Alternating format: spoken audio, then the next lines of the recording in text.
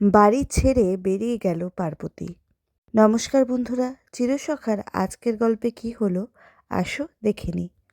তবে একটাই অনুরোধ, সবার আগে চ্যানেলটাকে একটু সাবস্ক্রাইব করে দিয়ে যেও আর নিচে দেওয়া বেল আইকনটা ক্লিক করো।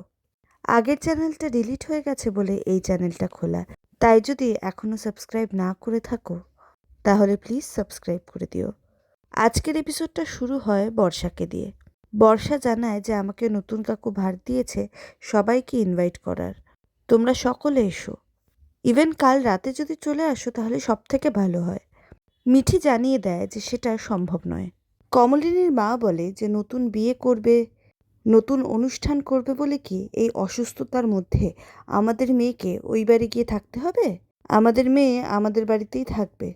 রশ্মি বলে যে ওরকম করে বলছেন কেন, যেন ওই বাড়িটা আপনার মেয়ের অচেনা। বুড়ি তো ওই বাড়িতেই এতদিন থাকতো, বিয়ের পর থেকে তো ওই বাড়িতেই উঠেছিল।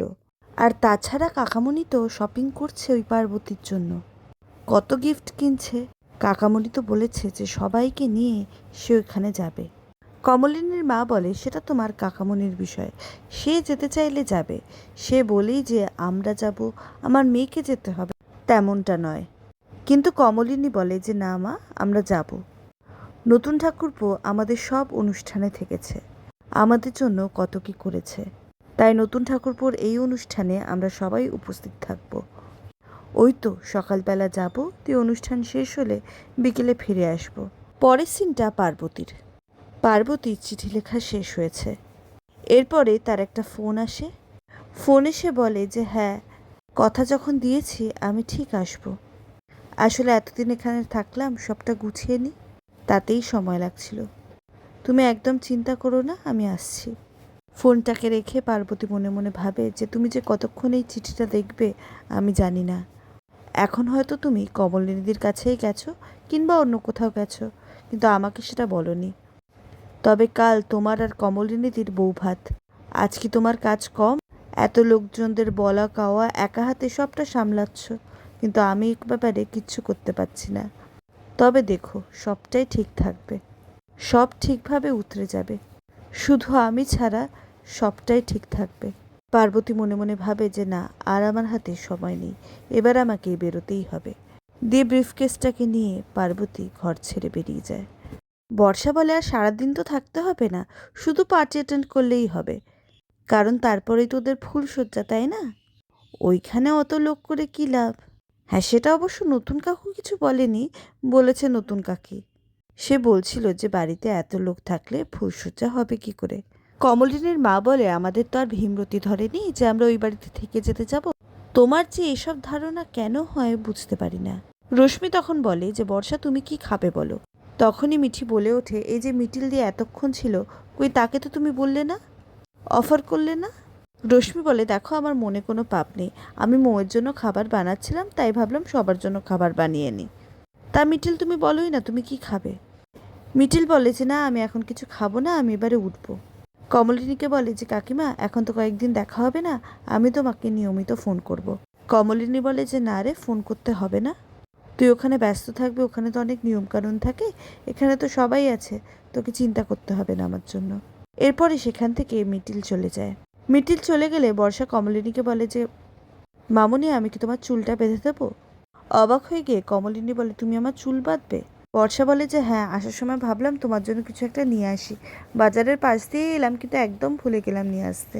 কমলিনীর মা বলে যে তোমাদের দেওয়া জিনিস আমাদের লাগবে না, ওর বাবা আছে, কাকামণি আছে, দাদা আছে, ওর কোনো অভাব হচ্ছে না। এরপরে রশ্মি বর্ষাকে বলে যে বর্ষা চলো না, আমার সাথে একটু হাতে হাতে হেল্প করে দেবে, রান্নাবান্নাও হয়ে যাবে, আবার তোমার কাছ থেকে একটু গল্পও শুনতে পারবো। তোমার কাছে ভালো করে শুনবো যে নতুনদার পার্বতীর বিয়েতে কি কি হচ্ছে। নিশ্চয়ই খুব ধুমধাম হচ্ছে। বর্ষা বলে যে হ্যাঁ, খুব ধুমধাম হচ্ছে। রশ্মি জিজ্ঞেস করে নতুনদাকে একেবারে পার্বতীকে চোখে হারাচ্ছে? বর্ষা বলে যে হ্যাঁ, ওদের দুজনকে দেখে আমার মনে হচ্ছে টিনেজের লাভ স্টোরি, একে অপরকে ছাড়া এক মুহূর্তে থাকতে পারছে না, যেখানে যাচ্ছে দুজনে একসাথে যাচ্ছে, গয়না কিনতে যাচ্ছে একসাথে, শাড়ি কিনতে যাচ্ছে একসাথে। আমি তো ভেবেছিলাম শাড়ি কেনার জন্য বোধহয় আমাকে বলবে, কিন্তু না, বউকে সঙ্গে করে নিয়ে গেছে। আসলে নতুন নতুন বিয়ে হয়েছে, নিজের পছন্দে বউয়ের পছন্দে বউকে শাড়ি কিনে দেবে। নতুন কাকু কিন্তু ভারী রোম্যান্টিক। রশ্মি বলে যে চলো চলো, গল্পগুলো ভালো করে শুনবো। ওরা চলে গেলে মিঠি কমলিনীকে বলে, মা তুমি কি কোথাও একটু ঘুরতে যাবে? চলো না ঘুরে আসি। কমলিনী বলে, নিশ্চয়ই যাব, কিন্তু এখন কি করে যাব? মিঠি বলে যে তুমি একটু ভালো হয়ে যাও, কদিনের জন্য আমি তোমায় নিয়ে যেতে পারবো। কমলিনী বলছে হঠাৎ? মিঠি বলে যে কটা দিন চেঞ্জ হলে তোমার ভালো লাগবে। কমলিনীর মাও বলে যে চল না একটু ঘুরে আসি। বেনারস যাবি? কমলিনী বলে যে না, এক্ষুনি আমার কোথাও যাওয়া হবে না, একটা নতুন জায়গায় শিফট করব। কাকামুনি যতই ফ্ল্যাট রেডি করে থাকুক না কেন, সেই ফ্ল্যাটটাকে তো গোছাতেও হবে। তোমরা ভাবছো আমার বোধহয় মন খারাপ, কিন্তু না, আমার একদমই মন খারাপ নয়। নতুন ঠাকুরকে বিয়ে করেছে বলে আমি শান্তি পেয়েছি এবং আমি খুবই নিশ্চিন্তে আছি। এই সিনটা এভাবেই শেষ হয়।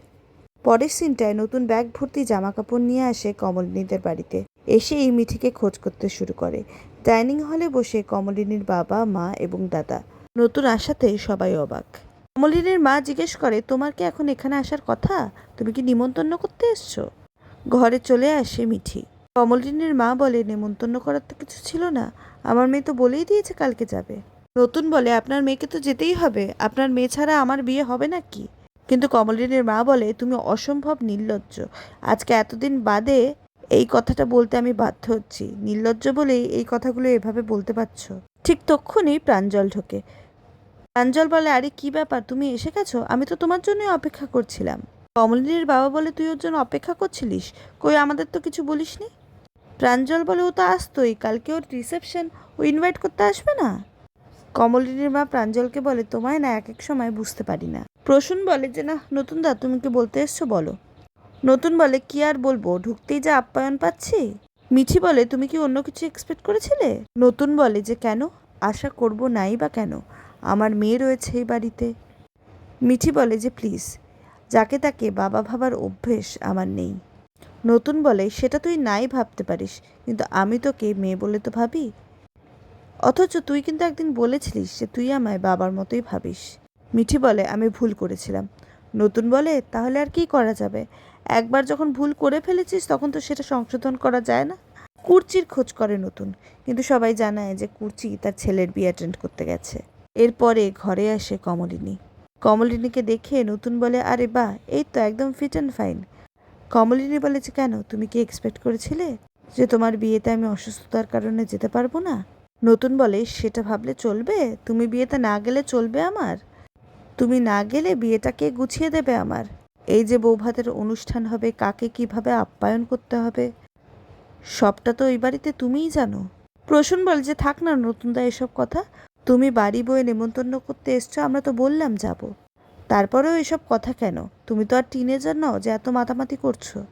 নতুন বলে যে দেখো প্রসূন, মনের কোনো বয়স হয় না। এতদিন তুমি সংসার করছো, হয়তো তুমি ভুলে গেলে থাকতেও থাকতে পারো। এর সঙ্গে সঙ্গেই রশ্মির খোঁজ করে নতুন। বলে, রশ্মি বৌদি তো আমার বিয়ের চিফ গেস্ট। কিন্তু কমলিনীর বাড়ির লোক জানায় যে রশ্মির বাবার শরীর খারাপের জন্য সে তার বাপের বাড়িতে গেছে, তাই হয়তো আসতেও পারবে না রিসেপশনে।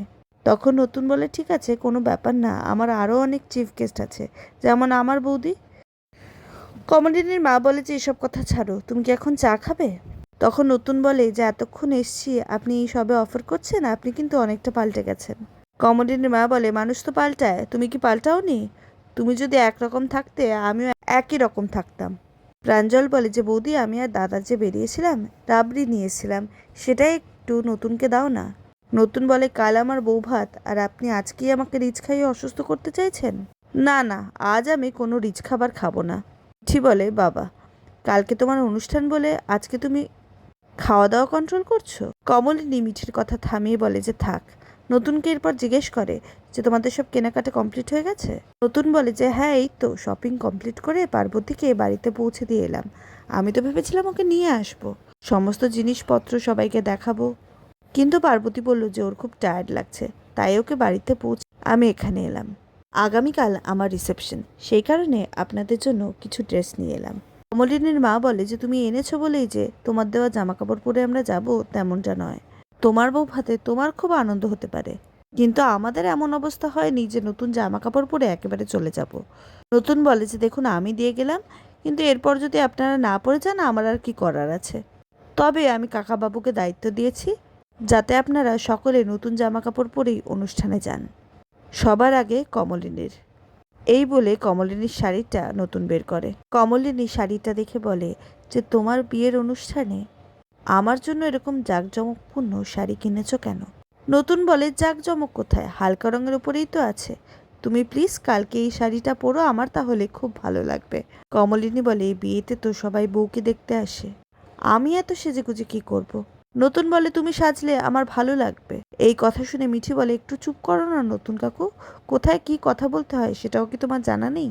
সেইগুলোও কি ভুলে যাচ্ছ এবার? কিন্তু নতুন বলে যে মিঠি, আমি খুব ভালো করে জানি কোন সময় কোন কথা বলতে হয়। তুমি আর যাই করো, সঠিক সময় সঠিক কথা বলতে আর শিখিও না। কোথায় কি বলতে হয় সেটা আমার খুব ভালো করে জানা আছে। মিঠি চিৎকার করে উঠে বলে না নেই। মিঠির চিৎকার শুনে নতুন বলে ওরে বাবা, এত রাগ! মিঠি তোর কিন্তু বড্ড মেজাজ বেড়েছে, সেটাকে ঠান্ডা কর। আর কাল কিন্তু সেজেগুজে চলে যাবি। প্রাঞ্জল বলে আরে বাবা যাবে, আমি সবাইকে টেনে নিয়ে যাব। দেখো না কালকে কি করি, নিশ্চয়ই যাবে। কমলিনী বলে যে হ্যাঁ, আমি তো বলেই রেখেছি নতুন ঠাকুরপোর বিয়ের বৌভাত, আমি তো নিশ্চয়ই যাব।